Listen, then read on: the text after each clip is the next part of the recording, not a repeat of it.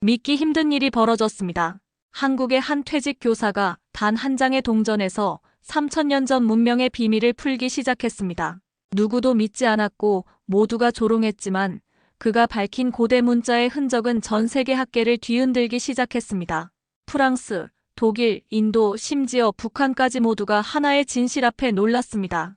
지금껏 잊혀졌던 한글의 기원, 그리고 우리가 결코 문자가 없는 민족이 아니었다는 증거. 지금부터 그 놀랍고도 위대한 이야기 시작합니다. 본격적인 이야기 들어가기 전에 잠시만요. 한글의 기원에 대한 여러분의 생각을 댓글에 작성해주세요. 또한 이야기 들으시면서 기대가 되신다면 구독, 좋아요로 함께 해주세요.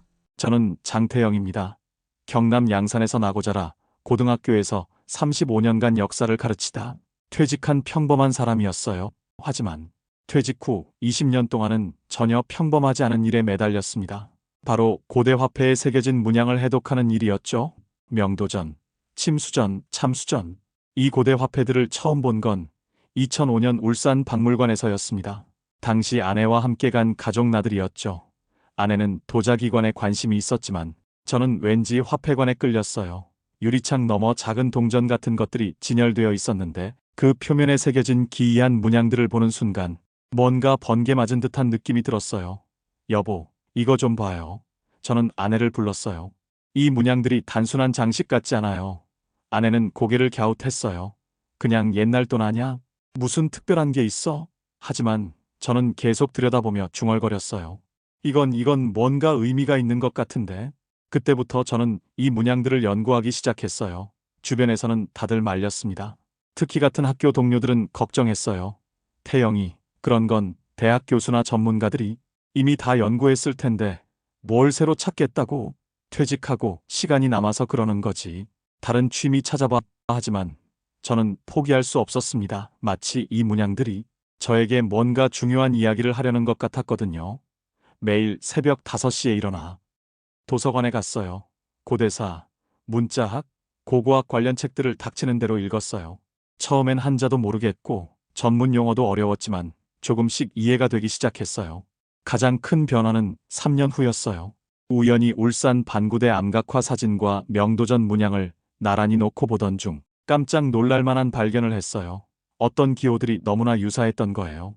이럴 수가 있나? 저는 혼잣말을 했어요. 수천 년 간격으로 같은 모양이 나타날 리가. 더 놀라운 건 이 문양들이 한글 자음과 모음의 원형을 닮았다는 점이었습니다. 명도전의 어떤 문양은 히읗과 똑같았고 다른 건 기역이나 미음과 유사했어요. 15년이라는 시간이 더 흘렀습니다. 저는 온갖 자료를 수집하고 분석했어요.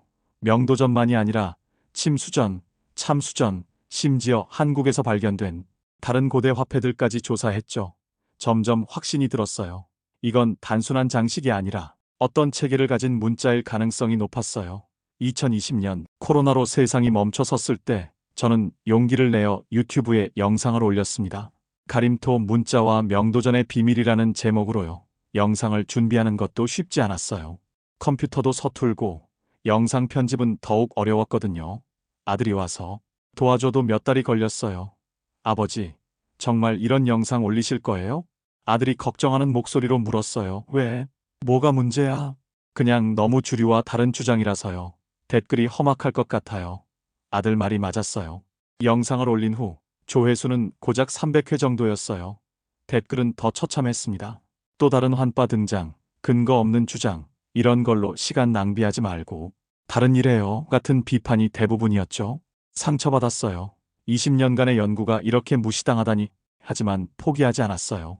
며칠에 한 번씩 영상을 확인했는데 조회수는 천천히 늘어나고 있었어요. 그리고 2021년 5월 어느 날 제게 이메일 하나가 도착했습니다. 오후 2시쯤이었는데 평소처럼 침실에서 낮잠을 자려던 참이었어요. 휴대폰에서 이메일 알림이 울렸는데 발신자 이름을 보고 깜짝 놀랐어요. 클레르 베르네. 처음엔 스팸 메일인 줄 알았어요. 하지만 제목이 신기했어요. 가림토 문자 연구에 대한 문의. 가림토 스크립트 리서치. 이메일을 열어보니 영어로 쓰여 있었어요. 제 영어 실력으로는 완전히 이해할 수 없어서 네이버 파파고를 켜고 번역했어요. 안녕하세요, 장태영 선생님. 저는 프랑스 파리 8대학에서 고대 문자학을 연구하는 클레르 베르네입니다. 우연히 선생님의 유튜브 영상을 보게 되었는데 정말 흥미진진했습니다. 특히 명도전의 문양에 대한 해석이 놀라웠어요. 저는 현재 동아시아 고대 화폐와 브라흐미 문자의 관련성을 연구하고 있는데 선생님의 연구가 제 의문점들을 해결해 줄 수 있을 것 같습니다. 혹시 더 자세한 이야기를 나눌 수 있을까요? 저는 한동안 화면을 멍하니 바라봤어요. 정말일까요? 프랑스 대학 교수가 제 영상을 봤다고요? 그것도 흥미있어 한다고요? 급하게 답메일을 쓰려고 했는데 영어로 뭐라고 써야 할지 모르겠더라고요. 아들에게 전화했어요. 야, 영어 좀 도와줘라. 프랑스 교수가 이메일을 보냈어. 또 스팸 메일 아니에요? 아니야, 진짜 같아. 가림토 관련해서 연구 이야기를 하자고 해 다음 날 아들과 함께 정중한 답메일을 보냈어요. 제 연구에 관심을 가져주셔서 감사하다고 언제든 자료를 공유할 수 있다고 썼죠.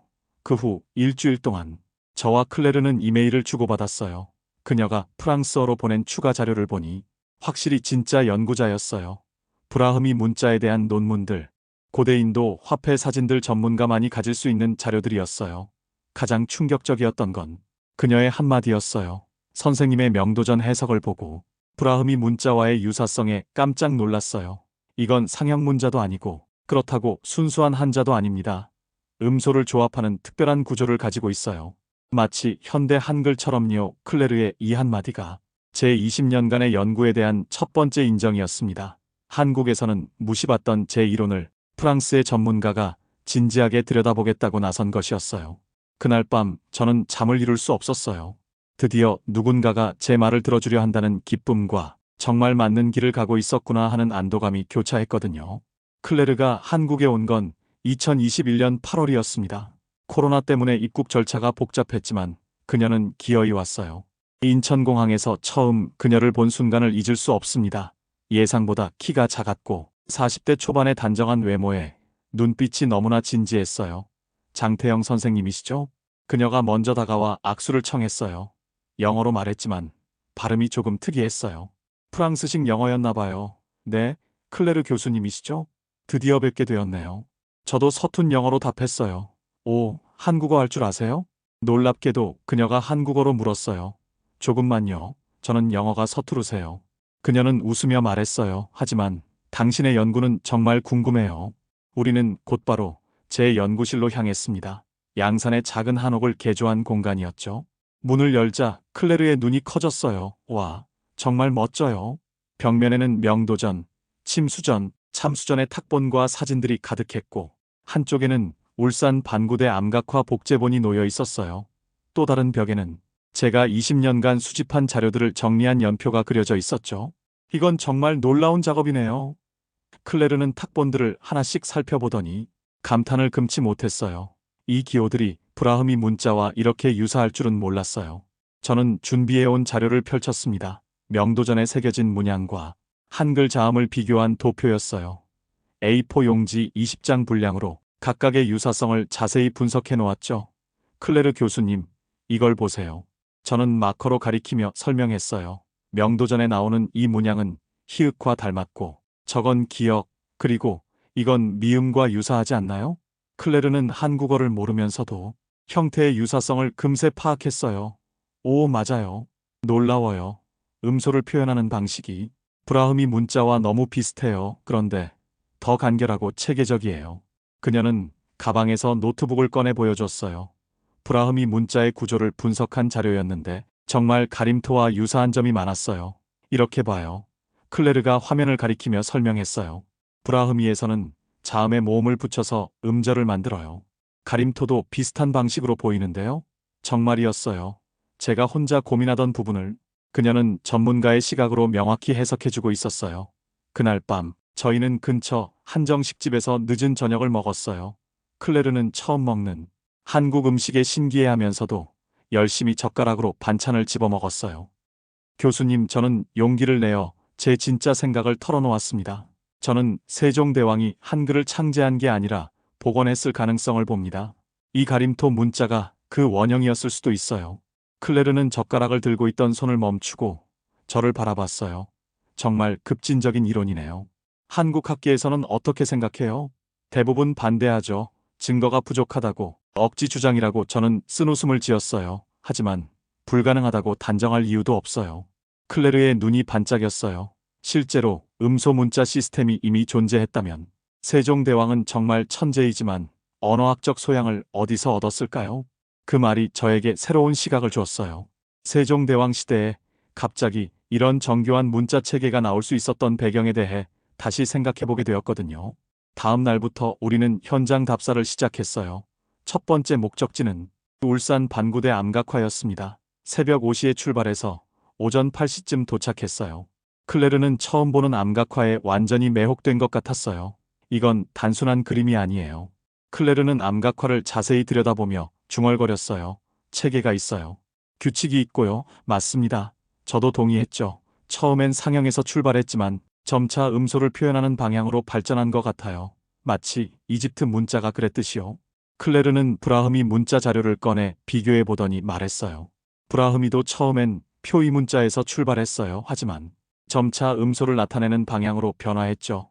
가림토도 같은 과정을 겪었을 수 있어요. 우리는 오후 내내 암각화를 조사했어요. 특정 기호들이 반복적으로 나타나는 패턴을 찾았고 그 기호들이 명도전의 문양과 연결되는 지점들을 확인했어요. 이상해요. 클레르가 고개를 갸웃했어요. 왜 공식 고고학계에서는 이런 연결고리를 무시하는 걸까요? 새로운 이론을 받아들이기 어려운 것 같아요. 저는 하루 종일 품었던 생각을 말했어요. 기존 정설을 뒤흔들까봐 두려워하는 것 같기도 하고요. 그날 저녁 숙소에서 우리는 더 깊은 이야기를 나눴어요. 클레르 교수님, 이론적으로는 가능하다고 봐주시는 건가요? 저는 조심스럽게 물었어요. 장태영 선생님, 클레르는 진지한 표정으로 말했어요. 학문의 세계에서는 모든 가설이 검증 대상이에요. 지금까지 우리가 본 증거들은 충분히 흥미로워요. 문제는 이를 어떻게 더 견고하게 증명하느냐죠. 그럼 함께 연구를 계속할 수 있을까요? 저는 기대감에 찬 목소리로 물었어요. 물론이죠. 사실 저도 혼자서는 해결하기 어려운 의문점들이 많았거든요. 이제 함께 할 수 있어서 정말 기뻐요. 그 순간 저는 깨달았습니다. 20년간 혼자서는 할 수 없었던 일을 이제 정말 함께 할 수 있겠구나 하고요. 그날 밤 저는 오랜만에 편안하게 잠들 수 있었어요. 클레르와 함께한 연구는 생각보다 훨씬 체계적이었습니다. 그녀는 가림토 문자라고 부르는 명도전 문양들을 브라흐미 문자와 치밀하게 비교 분석하기 시작했어요. 전문 소프트웨어를 사용해서 형태학적 유사성을 수치화하고 구조적 특징을 도표로 만들어냈죠. 장태영 선생님, 정말 놀라워요. 클레르는 자신의 노트북 화면을 보여주며 설명했습니다. 이 두 문자 체계의 공통점이 우연이라고 보기에는 너무 많아요. 화면에는 정교한 비교 도표가 나타나 있었어요. 가림토와 브라흐미 문자의 기본 구조, 음소 표현 방식, 문자 결합 원리까지 모든 것이 체계적으로 분석되어 있었죠. 둘 다 음소를 표현하고 기본 형태에 추가 요소를 붙여 변화를 줘요. 클레르가 계속 설명했어요. 브라흐미에서 모음을 붙이는 방식과 가림토에서 초성을 조합하는 방식이 너무 유사해요. 저는 설레면서도 조심스러웠어요. 하지만 증거가 더 필요하지 않을까요? 화폐 몇 개만으로는 학계를 설득하기 어려울 것 같은데요. 물론이죠. 그래서 더 많은 자료를 찾고 있어요. 클레르가 새로운 창을 열어 보였습니다. 인도 남부에서 발견된 고대 주화들을 조사해봤는데 여기에도 비슷한 기호들이 있어요. 정말 놀라웠어요. 클레르가 보여준 인도의 고대 주화에는 우리가 분석한 가림토 문자와 놀랍도록 유사한 문양들이 새겨져 있었어요. 특히 원형이나 직선을 조합한 방식이 거의 같았습니다. 이건 우연일 수 없어요. 저는 흥분했어요. 지리적으로 이렇게 떨어진 곳에서 같은 형태가 나온다는 건. 그래서 문자 전파 경로를 연구해야 해요. 클레르가 지도를 꺼내 보여줬어요. 실크로드를 통한 육상 교역, 그리고 해상 교역로를 통해 문자 체계가 전파되었을 가능성이 높아요. 우리는 한 달 동안 이런 식으로 연구를 진행했어요. 매일 새로운 발견들이 이어졌고 가설들이 더욱 견고해져 갔죠. 그러던 중 클레르가 제안했어요. 이제 논문으로 정리해 볼까요? 저는 머뭇거렸어요. 정말 괜찮을까요?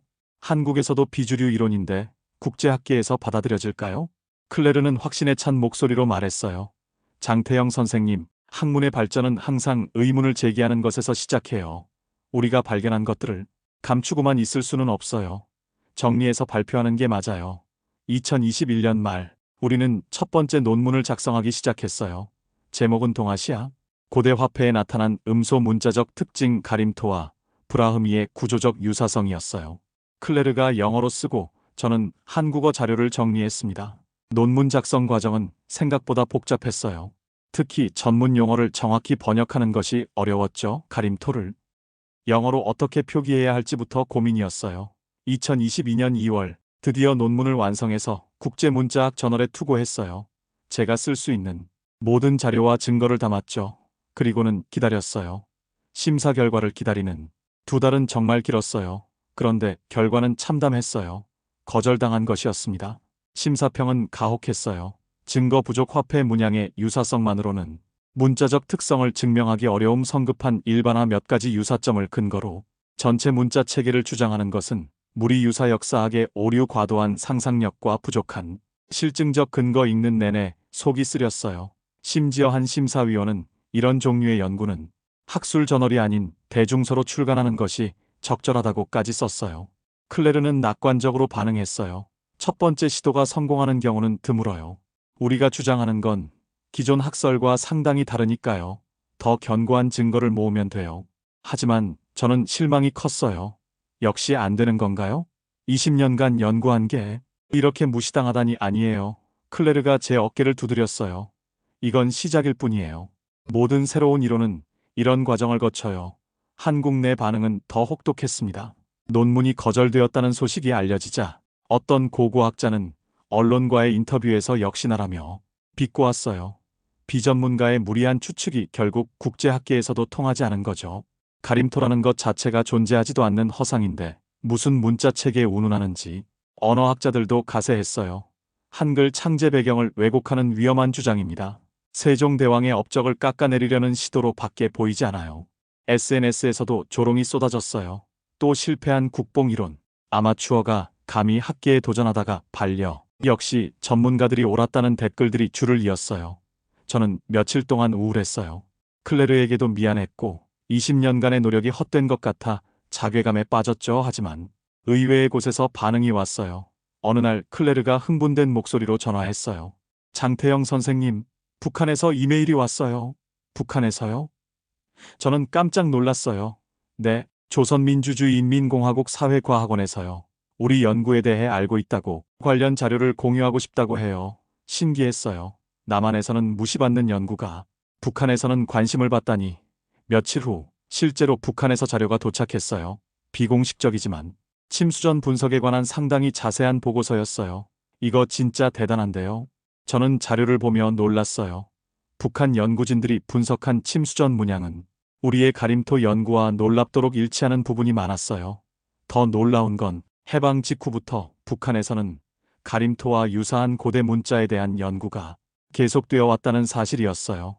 침수전뿐만 아니라 평양 주변에서 발굴된 고대 비석의 문자까지 포함된 방대한 연구 자료였죠. 클레르가 자료를 정리하며 말했어요. 이거 정말 신기하지 않아요? 분단된 상황에서도 남북에서 같은 연구를 하고 있었다니요. 그러게요. 저도 고개를 끄덕였어요. 어쩌면 이게 우리가 옳은 길을 가고 있다는 증거일지도 몰라요. 일본에서도 반응이 왔어요. 교토대학의 제일 한국인 교수가 연락을 해온 것이었어요. 일본에 소장된 한반도 출토 화폐 중에도 유사한 문양이 있다는 정보와 함께 일제강점기 조선 총독부 문서에 가림토 관련 언급이 있다는 놀라운 소식을 전해줬어요. 정말 이상해요. 클레르가 모든 자료를 정리하며 중얼거렸어요. 한국의 주류 학계만 우리를 반대하고 있어요. 정작 북한, 일본, 심지어 유럽의 일부 학자들은 관심을 보이고 있는데요.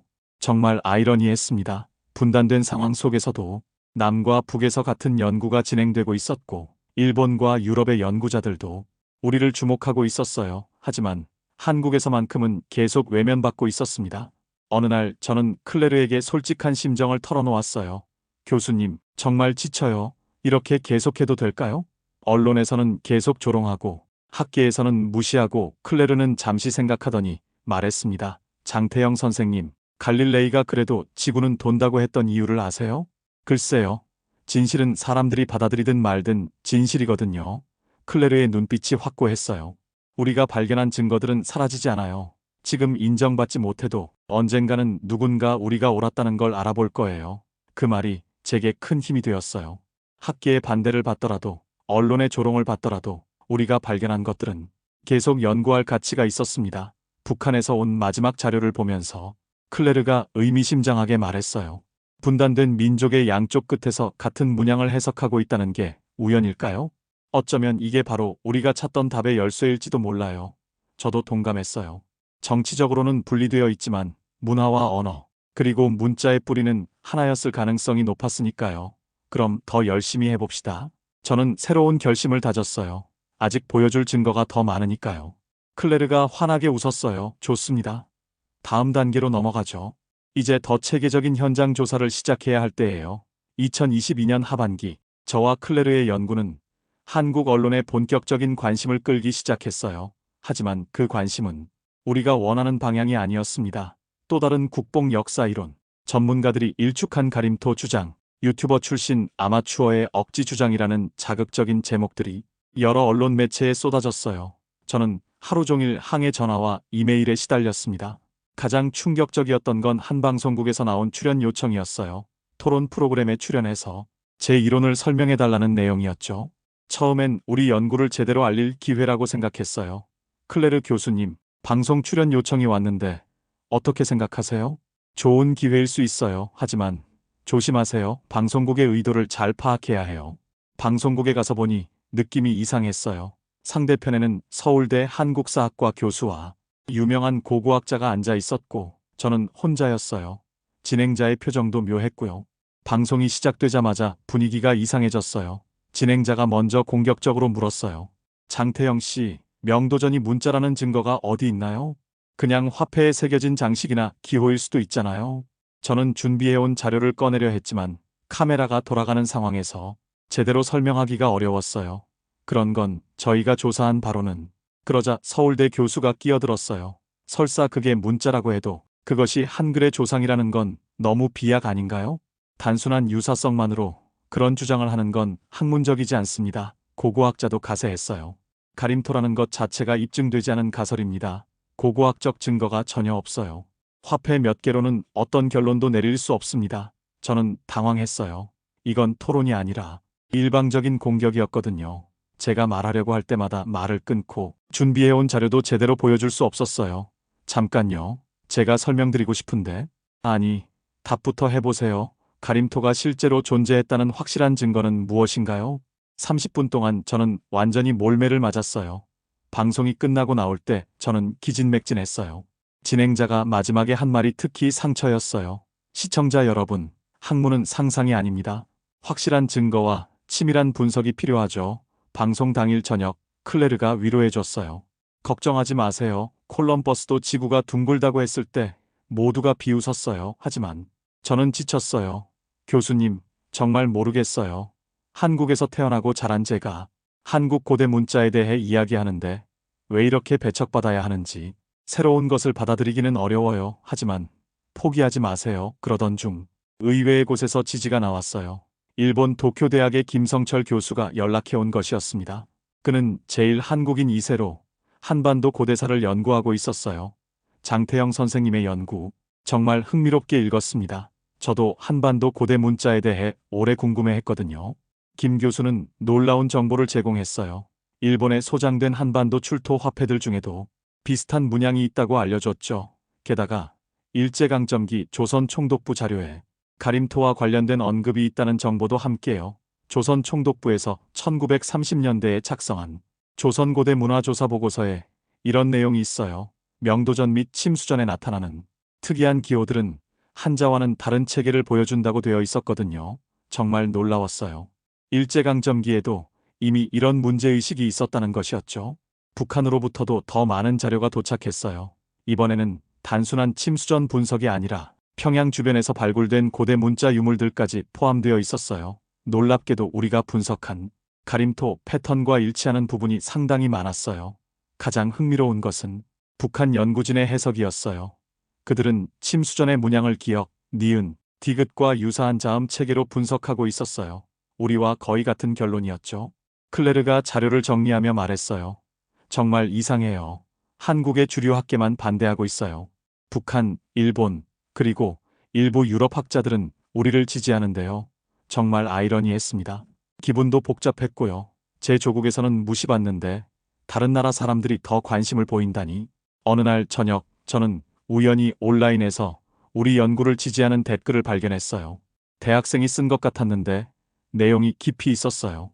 장태영 선생님의 연구가 설사 틀렸다고 해도 새로운 가능성을 제시한 것만으로도 가치가 있다고 생각합니다. 우리는 너무 기존 학설에만 의존하고 있는 것 아닌가요? 이런 반응들이 하나둘 늘어가기 시작했어요. 특히 젊은 세대들 사이에서는 우리 연구에 호기심을 보이는 사람들이 많았어요. 김성철 교수로부터 또 다른 연락이 왔어요. 일본 국립박물관에서 내년에 한반도 고대 문화 전시를 계획 중인데 선생님의 연구를 소개하고 싶다고 합니다. 정말 의외였어요. 한국에서는 조롱받는데 일본에서는 전시까지 하겠다고 하다니. 클레르와 저는 그날 밤 늦게까지 이야기했어요. 교수님, 정말 신기하지 않아요? 분단된 나라의 양쪽에서 같은 연구를 하고 있고 해외에서는 관심을 보이는데 정작 한국에서만 아마도 클레르는 신중하게 말했어요. 때로는 가장 가까운 곳에서 새로운 것을 보기가 가장 어려울 수 있어요. 하지만 우리는 계속해야 해요. 그럼요. 저는 다시 의욕이 생겼어요. 분단된 민족의 양쪽 끝에서 같은 문양을 해석하고 있다는 게 우연일 수는 없잖아요. 어쩌면 이게 바로 우리가 찾던 답의 열쇠일지도 몰라요. 2023년 봄, 저와 클레르는 본격적인 국제 현장 조사에 나섰습니다. 이번에는 단순한 자료 수집이 아니라 음소 문자의 흔적을 체계적으로 추적하는 작업이었어요. 첫 번째 목적지는 서울국립중앙박물관이었어요. 큐레이터가 우리를 특별히 수장고까지 안내해줬어요. 평소에는 볼 수 없는 희귀한 명도전들이 보관되어 있었죠. 와, 이거 정말 대단해요. 클레르가 한 명도전을 보며 탄성을 질렀어요. 다른 것들보다 훨씬 선명하고 정교한 문양이 새겨져 있었거든요. 장태영 선생님, 이걸 보세요. 클레르의 목소리에 흥분이 가득했습니다. 이 기호는 기억과 희의 결합된 형태예요. 그런데 여기에 또 다른 요소가 추가되어 있네요. 저도 놀랐어요. 금영도전의 문양은 단순한 장식이 아니라 복잡한 조합을 보여주고 있었거든요. 마치 현대 한글에서 자음과 모음을 조합하는 것과 비슷했어요. 이거 정말 문자 맞는 것 같은데요? 저는 흥분을 감추지 못했어요. 큐레이터도 관심을 보였어요. 이 명도전은 1990년대에 발굴된 건데 아직 정확한 의미를 알지 못했어요. 혹시 선생님들이 해석해 주실 수 있다면. 클레르가 돋보기로 자세히 관찰하더니 말했어요. 만약 이게 진짜 문자라면 화폐가 문자를 전파하는 매체였다는 증거가 될 수 있어요. 고대에는 화폐가 가장 널리 퍼지는 매체였으니까요. 그럼 사람들이 화폐를 보면서 문자를 익혔을 수도 있겠네요? 저는 새로운 가능성에 흥미를 느꼈어요. 서울에서의 조사가 끝나고 우리는 북한 연구진과의 화상회의를 가졌어요. 북한 사회과학원의 문자 연구자들과 직접 대화할 수 있는 귀한 기회였어요. 물론 공식 채널이 아니라 조심스러웠지만 학술적 교류의 의미가 컸죠. 동무들이 연구하고 있는 가림토는 우리도 큰 관심을 가지고 있습니다. 북한 연구자의 말이 화상회의 화면 너머로 들려왔어요. 평양 근처에서 발굴된 침수전과 각종 고대 화폐에도 비슷한 문양들이 많이 나왔거든요. 클레르가 질문했어요. 혹시 이런 문양들의 음성적 의미를 해석해 본 적이 있나요? 물론이죠. 우리는 이미 1960년대부터 이 문제를 연구해 왔어요. 특히 김일성 주석께서 조선의 고유 문자에 대해 관심을 가지셨거든요. 정말 놀라웠어요. 북한에서는 이미 60년 전부터 가림토와 비슷한 연구를 해왔다는 것이었어요. 우리는 서로 자료를 교환하기로 했어요. 북한 연구진들이 보여준 자료는 정말 방대했어요. 평양뿐만 아니라 개성, 남포 등지에서 발굴된 고대 화폐들과 그 문양들에 대한 체계적인 분석이 담겨 있었죠. 가장 인상적이었던 건 그들의 해석 방법이었어요. 침수전의 문양을 자음과 모음으로 분석하고 이를 조합해서 의미 있는 단어를 만들어내는 시도를 계속하고 있었어요. 이 문양은 하늘을 뜻하는 것 같습니다. 북한 연구자가 설명했어요. 이렇게 조합하면 한이은을이 되거든요. 클레르와 저는 서로 놀란 눈으로 바라봤어요. 우리가 독립적으로 진행한 연구와 너무나 유사한 결과였거든요. 화상회의가 끝나고 클레르가 중얼거렸어요. 정말 신기해요. 분단된 상황에서도 같은 결론에 도달하다니. 그만큼 우리가 올바른 방향으로 가고 있다는 증거 아닐까요? 저는 희망적으로 생각했어요. 다음 목적지는 인도 첸나이였어요. 클레르가 브라흐미 문자 전문가들과 약속을 잡아놨거든요. 첸나이 정부박물관에서 우리는 놀라운 발견을 했어요. 이건 정말 믿을 수 없어요. 저는 탄성을 질렀어요. 박물관에 소장된 기원전 2세기 남인도 주화에서 명도전과 거의 똑같은 기호를 발견한 것이었어요. 박물관장인 라메시 박사도 놀라워했어요. 이 주화는 촐라 왕조 이전의 것으로 추정되는데 이런 기호가 동아시아 화폐와 관련이 있다는 건 처음 듣는 이야기입니다. 클레르는 흥분을 감추지 못했어요. 문자 전파 경로가 실크로드만이 아니었을 수도 있어요. 해상 교역로를 통해서도 이런 문자 체계가 전해졌을 것 같아요. 우리는 첸나이에서 일주일을 머물며 다양한 고대 화폐와 비문들을 조사했어요. 남인도 곳곳에서 가림토와 유사한 기호들이 발견되고 있다는 사실을 확인했죠. 특히 인상적이었던 건 탄자부르의 한 사원에서 발견한 비문이었어요. 브라흠이 문자로 쓰여 있었지만 일부 기호는 명백히 가림토와 유사했어요. 한국으로 돌아와 울산 반구대 암각화를 다시 찾았을 때는 더 큰 확신이 들었어요. 이번에는 새벽 일찍 가서 해가 뜨는 순간에 암각화를 관찰했어요. 저기 보세요. 제가 손가락으로 가리켰어요. 저 기호는 명도전에서 본 것과 완전히 같아요. 그런데 이건 수천 년 더 오래된 거잖아요. 클레르도 동의했습니다. 연속성이 있다는 증거죠. 반구대에서 명도전까지, 그리고 한글까지 하나의 문화적 연속선상에 있는 것 같아요. 그날 오후, 우리는 근처 카페에서 지금까지의 발견들을 정리했어요. 클레르가 흥미로운 관점을 제시했어요. 중국 학계에서 이 문양들을 숫자라고 분류하는 자체가 이미 문자로 인정하는 거예요. 숫자도 기호체계니까요. 맞는 말이었어요. 문양이든 숫자든 의미를 전달하는 기호라면 이미 문자의 범주 안에 들어간다고 볼 수 있었죠. 그러고 보니 저는 갑자기 깨달았어요. 사람들은 그게 한자인지 뭔지도 모르면서 이미 3000년째 그 의미를 읽고 있었네요. 화폐로 거래할 때마다 말이에요. 클레르는 웃으며 답했어요. 그게 바로 진정한 문자의 힘이겠죠. 시대를 초월해서 전달되는 것. 심지어 그 의미를 잊어버려도 형태는 남아서 계속 사용되는 것 말이에요. 우리는 그날 늦은 밤까지 이야기했어요. 앞으로 해야 할 일들, 더 필요한 증거들, 그리고 이 모든 발견이 가져올 변화에 대해서요. 2023년 후반, 저와 클레르의 연구는 결정적인 전환점을 맞았습니다. 그동안 수집한 명도전 문양들을 가림토 한글형 문자로 조합해서 실제로 음성 언어로 변환하는 실험에 도전했던 거예요. 장태영 선생님, 이제 정말 시도해 볼 때가 된 것 같아요. 클레르가 화이트보드에 명도전에서 가져온 여러 기호들을 그려놓았습니다. 이 문양들을 한글처럼 조합해보면 어떨까요? 저도 설레었어요. 20년간 혼자 상상만 했던 일이 드디어 체계적으로 실현될 수 있을 것 같았거든요. 어떻게 시작하죠? 저는 조금 떨린 목소리로 물었어요. 먼저 가장 단순한 조합부터 해봅시다. 자음 하나와 모음 하나만 결합해서요. 우리는 명도전에서 가장 자주 나타나는 기호들을 선택했어요. 기역 모양의 기호와 모양의 기호를 조합해봤죠. 이렇게 가가 되는 건가요? 저는 신중하게 말했어요. 그런 것 같네요. 그럼 더 복잡한 조합도 시도해봅시다. 처음엔 의미 없는 조합들만 나왔어요. 기역 악계, 미음 시옷 같은 식으로요. 하지만 계속 시도하다 보니 놀라운 일이 일어났습니다. 어떤 조합이 갑자기 의미 있는 단어로 보이기 시작한 것이었어요. 잠깐요. 저는 소리쳤어요. 이 조합을 보세요. 기역 아리을 미음의 기역이. 이건 갈매기가 아닌가요? 클레르도 깜짝 놀라며 확인했어요. 정말요? 다시 한번 봅시다. 우리는 그 명도전 문양을 다시 자세히 관찰했어요. 정말 놀랍게도 기호들이 순서대로 배열되어 갈매기라는 단어의 음성 구조와 일치했어요. 이건 우연의 일치가 아니에요.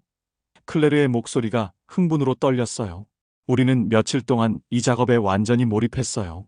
다른 명도전 문양들도 같은 방식으로 분석해봤죠. 그 결과 더 많은 단어들이 나타나기 시작했어요. 이건 달빛이에요. 저는 또 다른 조합을 해독하며 말했어요. 디귿, 아리을, 비읍, 이니은, 달빛. 그리고 이건 까치네요. 클레르도 신이 나서 소리쳤어요. 정말 놀라웠어요.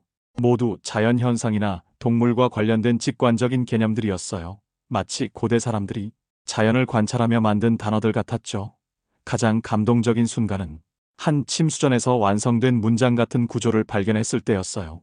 기호들이 체계적으로 배열되어 있었고 이를 해독하니 믿을 수 없는 결과가 나왔어요. 하늘이 맑다. 저는 입술이 말라가는 걸 느끼며 중얼거렸어요.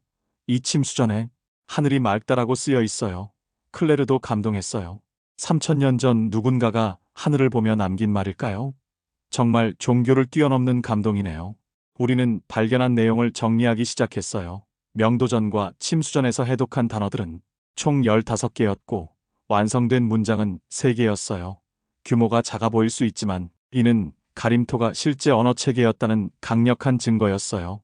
클레르 교수님, 저는 감격스러운 목소리로 말했어요. 이건 문자가 아니에요. 이건 언어예요. 그것도 완전한 언어 체계죠. 맞아요. 클레르도 동의했어요. 음소를 조합해서 의미를 만들어내는 완벽한 시스템이에요. 이건 정말 혁명적인 발견이에요. 하지만 동시에 조심스럽기도 했어요. 이런 주장은 더 큰 논란을 불러일으킬 수 있었거든요. 정말 확실한 걸까요? 저는 의심했어요. 혹시 우리가 끼워 맞춘 건 아닌가요? 클레르는 고개를 저었어요. 아니에요. 패턴이 너무 명확해요. 우연이라고 하기에는 일관성이 너무 뚜렷해요. 우리는 3년간 축적한 모든 연구 결과를 정리하기 시작했어요. 명도전과 침수전의 문양 분석, 브라흐미 문자와의 구조적 유사성, 그리고 이번 해독 실험까지 모든 것이 하나의 거대한 이야기로 연결되고 있었어요. 이제 국제학계에 발표할 때가 온 것 같아요. 클레르의 제안에 저는 두근거렸습니다. 하지만 이번에는 좀 더 전략적으로 접근해야 해요. 어떻게요? 문자 국제 심포지엄에 신청해 봅시다. 하지만 처음부터 가림토는 한글의 조상이다라고 주장하지 말고 선조합형, 문자 체계의 새로운 사례로 접근해 보는 거예요. 좋은 아이디어였어요. 덜 도발적이면서도 우리의 핵심 발견을 전달할 수 있는 방법이었죠. 하지만 여전히 불안했어요. 정말 괜찮을까요? 아직도 증거가 부족한 것 같은데. 장태영 선생님, 클레르가 진지하게 말했어요. 연구에는 완벽한 때란 없어요. 우리가 발견한 것만으로도 충분히 발표할 가치가 있어요. 특히 실제 언어 해독에 성공했다는 건 정말 큰 의미가 있거든요. 그날 밤 저는 혼자 연구실에 남아 다시 한번 우리의 발견들을 점검했어요. 명도전의 갈매기, 침수전의 하늘이 맑다, 이 단순한 단어들이 3000년의 시간을 건너뛰어 제게 말을 걸어오고 있었어요. 정말 놀라워. 저는 혼잣말했어요. 우리가 문자 없는 민족이라고 생각했는데 창밖으로 달이 보였어요. 고대인들도 이런 달을 보며 달빛이라는 단어를 만들었을까요? 그 생각만으로도 가슴이 벅찼어요. 다음 날 아침 클레르와 함께 논문을 정리하고 심포지엄 신청서를 작성하기 시작했어요. 이번만큼은 아무도 무시할 수 없는 견고한 증거들을 준비할 것이었어요. 제목은 동아시아 고대 화폐에 나타난 선조합형, 문자 음성 언어로의 해독 시도가 어떨까요? 클레르가 제안했어요. 좋네요. 저는 동의했어요. 학술적이면서도 우리의 핵심 발견을 잘 드러내네요. 우리는 명도전 실물 사진, 암각화 탁본, 해독 과정을 보여주는 영상까지 모든 것을 준비했어요. 이번에는 정말 완벽하게 준비할 것이었어요. 몇 주 후 놀라운 소식이 들려왔어요. 우리의 발표 제안이 스위스 제네바에서 열리는 국제문자학회에서 채택된 것이었어요. 정말요? 저는 클레르로부터 소식을 듣고 믿기 어려워했어요. 네, 45분 동안 발표할 기회를 얻었어요. 게다가 질의응답 시간도 15분이나 주어졌어요. 드디어 세계가 우리 이야기를 들을 준비가 되었나 봤어요. 아니, 정확히는 우리가 세계에 들려줄 준비가 된 것 같았어요. 2024년 9월 스위스 제네바 국제문자학회가 열리는 유니텍 센터는 전 세계에서 온 문자 연구자들로 가득했어요. 한글, 한자, 라틴 문자, 아랍어, 힌디어 온갖 문자를 연구하는 학자들이 한데 모였죠. 발표 전날 밤 저는 호텔방에서 잠을 이루지 못했어요. 20년간 준비한 이야기를 45분 안에 다 전달해야 한다는 부담감이 컸거든요. 클레르도 마찬가지였어요. 내일이면 우리 연구가 세상에 알려지는 거네요. 떨려요. 저도요. 저는 창밖 제네바 호수를 바라보며 중얼거렸어요. 혹시 또 무시당하면 어떻게 하죠? 그러면 그런 거죠. 클레르는 담담하게 말했어요. 하지만 우리가 발견한 건 분명해요. 갈매기, 달빛, 하늘이 맑다, 이건 진짜거든요. 발표 당일 아침 8시 저희는 일찍 회장에 도착했어요. 발표용 노트북과 프로젝터를 점검하고 배포할 자료들을 마지막으로 확인했죠. 장태영 선생님, 준비되셨어요? 클레르가 물었어요. 네, 저는 깊게 숨을 들이마셨어요. 가봅시다. 오후 3시. 드디어 우리 발표 시간이 되었습니다. 강당시홀에는 약 150명의 학자들이 앉아 있었어요. 대부분 호기심 어린 표정이었지만 몇몇은 회의적인 눈빛이었어요. 클레르가 먼저 마이크를 잡았어요. 안녕하세요. 저는 프랑스 파리 8대학의 클레르 베르네입니다. 옆에 계신 분은 한국의 장태영 선생님이시고 오늘은 동아시아 고대 화폐에 나타난 선조화평 문자에 대해 말씀드리겠습니다. 첫 번째 슬라이드가 나타났어요. 명도전의 고화질 사진이었죠. 청중들이 술렁였어요. 먼저 이 화폐를 주목해보세요. 클레르가 레이저 포인터로 가리켰어요. 겉보기에는 단순한 장식 같지만 자세히 보면 체계적인 구조를 가지고 있어요. 클레르는 차근차근 우리의 발견을 설명했어요. 가림토 문양의 특징, 브라흐미 문자와의 구조적 유사성, 그리고 음소 결합 방식까지 모든 것을 논리적으로 전개했죠. 특히 주목할 점은 이 문자 체계의 조합 원리입니다. 클레르가 화이트보드에 그림을 그리기 시작했어요. 기본 형태에 추가 요소를 붙여 새로운 음소를 만드는 방식이 매우 체계적이에요. 청중 중 한 명이 손을 들었어요. 인도에서 온 학자로 보였어요. 정말 브라흐미 문자와 유사하네요. 이런 연관성은 처음 보는데요. 독일의 고대 문자 전문가도 관심을 보였습니다. 흥미로워요. 음소 결합 방식이 정말 체계적이네요. 이게 정말 기원전 3세기 것이라고요? 가장 놀라운 순간은 해독 실험 부분이었어요. 클레르가 동영상을 재생하자 명도전의 문양이 갈매기로 해독되는 과정이 화면에 나타났어요. 청중들이 완전히 집중했어요. 달빛, 까치가 차례로 해독되자 감탄사가 여기저기서 터졌습니다. 정말 놀라워요. 프랑스의 한 학자가 소리쳤어요. 이건 단순한 문자가 아니라 언어체계네요. 침수전에서 해독한 하늘이 막다가 나오자 분위기가 완전히 바뀌었어요. 회의적이던 사람들도 진지하게 들여다보기 시작했죠. 제 차례가 되었어요. 클레르의 통역을 받아 직접 이야기했어요. 이건 문자가 아닙니다. 저는 떨리는 목소리로 말했어요. 이건 언어입니다. 그것도 3000년 전 사람들이 실제로 사용했던 살아있는 언어죠. 청중들이 박수를 쳤어요. 예상치 못한 반응이었어요. 발표가 끝나고 질의응답 시간이 되었어요. 예상했던 비판들이 쏟아졌습니다. 증거가 부족하지 않나요? 한 교수가 물었어요. 화폐 몇 개만으로 이런 결론을 내리는 건 위험해 보이는데요. 하지만 지지하는 목소리도 많았어요.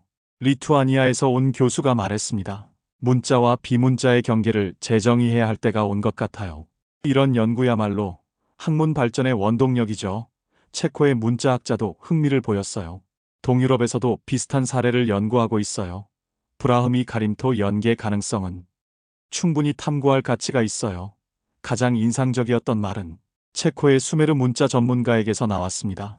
한국이 이미 문자 혁신을 한 번 겪은 나라라면 한글은 그저 두 번째 혁신일 뿐이겠네요. 정말 놀라운 시각이에요. 발표가 완전히 끝나고 여러 학자들이 우리에게 다가왔어요. 명함을 주고받으며 추가 연구를 제안하는 사람들이 많았습니다. 정말 감명 깊은 발표였어요. 캐나다에서 온 교수가 말했어요. 혹시 함께 연구할 수 있을까요? 한 일본 학자는 더 구체적인 제안을 했어요. 도쿄에서 열리는 아시아 문자학 워크숍에 초대하고 싶어요. 일본에도 비슷한 사례가 있거든요. 저녁 리셉션에서 만난 한 독일 교수는 놀라운 이야기를 들려줬어요. 실은 독일에도 이런 연구를 하는 팀이 있어요. 유라시아 대륙의 문자 전파 경로를 연구하는데 당신들의 발견이 정말 중요한 퍼즐 조각이 될 것 같아요. 그날 밤 호텔로 돌아와 클레르와 저는 긴 이야기를 나눴어요. 생각보다 반응이 좋았네요. 제가 말하자 클레르는 웃었어요. 물론이죠. 우리가 보여준 건 단순한 가설이 아니라 실제 해독 결과였잖아요. 그게 가장 강력한 증거였어요. 한국 정부나 학계에서는 이 소식을 어떻게 받아들일까요? 저는 걱정스럽게 물었어요. 이제는 무시하기 어려울 거예요. 클레르가 확신에 찬 목소리로 말했어요. 국제학계가 인정하기 시작했으니까요. 창밖으로 제네바 호수의 야경이 보였어요. 고대 문자의 비밀을 찾아 여기까지 온 여정이 믿기지 않았어요. 그리고 이건 아직 시작에 불과했어요. 제네바 발표 후 6개월이 지났습니다. 놀라웠던 건 한국 언론이 여전히 시큰둥했다는 것이었어요. 오히려 해외 반응은 훨씬 뜨거웠습니다. 장태영 선생님, 이거 보세요. 클레르가 이메일을 보여줬어요. 유럽의 여러 대학에서 공동 연구를 제안하는 내용들이 가득했어요. 독일의 막스 플랑크 연구소, 프랑스의 소르본 대학, 심지어 영국의 옥스퍼드에서도 연락이 왔죠. 특히 인도의 반응이 인상적이었어요. 첸나이 대학에서는 아예 가림토, 브라흐미 비교 연구센터를 설립하겠다고 했어요. 그때 저는 중요한 결정을 내렸습니다. 제가 직접 책을 써서 우리의 연구를 정리하기로 한 것이었어요. 클레르 교수님, 제가 혼자 책을 써도 될까요? 물론 교수님도 공저자로 모시고 싶지만 클레르는 흔쾌히 동의했습니다. 장태영 선생님이 해야 할 일이에요. 20년간 혼자 연구하셨잖아요. 이제 그 모든 것을 정리해서 세상에 알릴 시간이 온 거죠. 책 쓰기는 생각보다 힘든 작업이었어요. 학술 논문과는 완전히 다른 접근이 필요했거든요. 일반 독자들도 이해할 수 있으면서 동시에 학술적 엄밀성도 잃지 않아야 했어요. 특히 어려웠던 건 감정적인 부분을 어떻게 표현하느냐였어요. 20년간의 고독한 연구, 주변의 무시와 비판, 클레르와의 만남, 그리고 놀라운 발견들. 이 모든 것을 어떻게 글로 담아낼 수 있을까요? 6개월간의 집필 기간 동안 저는 하루에 14시간씩 글을 썼어요. 아침 5시에 일어나 밤 11시까지 연구실에서 수없이 고쳐 썼죠. 아내가 걱정했어요. 여보, 너무 무리하는 거 아냐? 건강이 먼저지 괜찮아요. 저는 타자기네. 저는 아직도 타자기를 씁니다를 두드리며 답했어요. 이 이야기는 반드시 남겨야 해요. 2024년 11월 드디어 원고가 완성되었어요. 제목은 말 없는 나라에서 왔다로 정했어요. 문자 없는 나라가 아니라 말 없는 나라, 우리가 그동안 침묵해왔던 고대 문자의 목소리를 찾았다는 의미였어요. 처음엔 출판사를 찾는 것도 쉽지 않았어요. 여러 출판사에서 너무 전문적이다, 독자층이 제한적이다라며 거절했거든요. 결국 자비 출판을 하기로 했어요. 클레르가 불어 번역을 맡아줬고 제 제자 중 하나가 영어 번역을 도와줬어요. 첫 판은 500부만 찍었어요.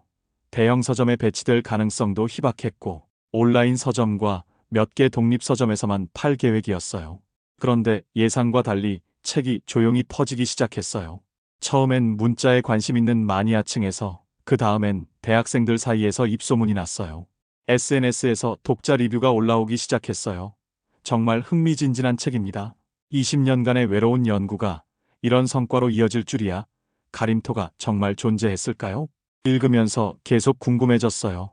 단순한 학술서가 아니라 한 사람의 인생 이야기 같아요. 가장 놀란 건 대학 교수들의 반응이었어요. 몇몇 교수들이 수업 참고서로 사용하기 시작한 것이었어요. 특히 언어학과 고고학을 전공하는 학생들에게 인기가 높았죠. 이 책 때문에 우리 전공에 대한 관심이 높아졌어요. 한 교수가 말했어요. 학생들이 더 적극적으로 연구에 참여하려고 해요. 국립중앙박물관에서도 연락이 왔어요. 가림토 특별 전시를 기획하고 있는데 저희가 협력해 주기를 원한다는 내용이었어요. 정말 격세지감이에요. 저는 클레르에게 말했어요. 2년 전만 해도 조롱받던 연구가 이제 박물관 전시까지, 북한에서도 놀라운 반응이 왔어요. 통일부를 통해 정식으로 연락이 온 것이었어요. 북한에서도 가림토 연구를 공동으로 진행하고 싶다는 내용이었죠. 분단되었지만 문자 연구만큼은 하나가 될 수 있겠네요. 클레르의 말에 저는 깊이 공감했어요. 일본어 번역판이 나온 후에는 더욱 많은 관심을 받았습니다.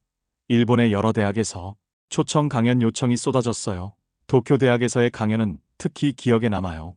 500명이 넘는 청중이 모였는데 질의응답만 2시간이 넘게 계속되었어요. 동아시아 문자학의 패러다임을 바꾼 연구라고 한 교수가 평가했어요. 2024년 12월 저는 클레르와 함께 다시 울산 반구대 암각화를 찾았습니다. 이번에는 독일, 체코, 인도에서 온 문자 연구자들도 함께였어요. 3년 전과는 완전히 다른 풍경이었어요. 암각화 앞에 안내판이 새로 설치되어 있었고 가림토에 대한 설명까지 포함되어 있었어요. 한적한 태화강변에서 우리는 수천 년 전 바위에 새겨진 문양들을 다시 보았습니다. 이제 그 문양들이 단순한 그림이 아니라 우리 조상들의 목소리였다는 걸 알 수 있었어요. 클레르가 조용히 말했습니다. 우리는 문자가 없는 나라에서 온 게 아닐지도 몰라요. 저도 고개를 끄덕였어요. 한글은 발명이 아니라 기억의 복원일 수도 있겠네요. 독일에서 온 슈미트 교수가 탄성을 질렀습니다. 정말 놀라워요. 고조선에 이런 문자 체계가 있었다면 동아시아 문명사를 완전히 새로 써야겠어요. 체코의 노박 교수도 감동했어요. 이건 단순한 고고학적 발견이 아니에요. 인류 문자 발달사의 중요한 발견이죠. 해질 무렵 우리는 암각화 앞에서 단체 사진을 찍었습니다. 한국, 프랑스, 독일, 체코, 인도 5나라 연구자들이 고대 문자 앞에서 함께 미소 짓고 있었어요. 그날 저녁 클레르와 저는 태화강이 내려다 보이는 카페에서 마지막 대화를 나눴습니다. 처음 명도전을 봤을 때를 기억하세요? 제가 물었어요. 물론이죠. 클레르가 웃으며 답했어요. 그때도 뭔가 특별하다고 느꼈어요. 하지만 이렇게 큰 여정이 될 줄은 상상도 못했네요. 20년 동안 혼자였는데 교수님 덕분에 외롭지 않았어요. 장태영 선생님, 클레르는 진지한 표정으로 말했어요. 저희는 혼자가 아니었어요. 수천 년 전 이 문자를 만든 사람들, 그것을 이어온 무수한 사람들과 함께였거든요. 창밖으로 태화강의 야경이 보였어요. 강물이 유유히 흐르는 모습을 보며 저는 시간의 흐름에 대해 생각했어요. 3000년 전부터 지금까지 이 강은 계속 흘러왔겠죠. 그리고 가림토 문자도 그와 같았어요. 사람들이 잊었다고 생각했지만 실은 계속 우리 곁에 있었던 거예요. 교수님, 저는 감동적인 목소리로 말했어요. 우리가 이룬 건 단순한 학술적 성과가 아닌 것 같아요. 잃어버린 기억을 되찾은 거죠. 클레르도 동의했어요. 맞아요. 가림토는 단순한 고대 문자가 아니에요. 우리 문명의 뿌리이자 인류가 언어를 문자로 기록하려던 초기 시도의 귀중한 증거예요. 그날 밤 저는 오랜만에 깊이 잠들 수 있었어요. 20년간의 고독한 연구가 드디어 결실을 맺었다는 안도감과 이제부터가 진짜 시작이라는 기대감이 교차했거든요. 다음 날 아침, 우리는 양산의 제 연구실로 돌아왔어요. 벽에 걸린 명도전 사진들을 보며 클레르가 중얼거렸어요. 이제 이 문양들이 완전히 다르게 보여요. 그냥 고대의 장식이 아니라 우리에게 말을 걸어오는 살아있는 언어로요.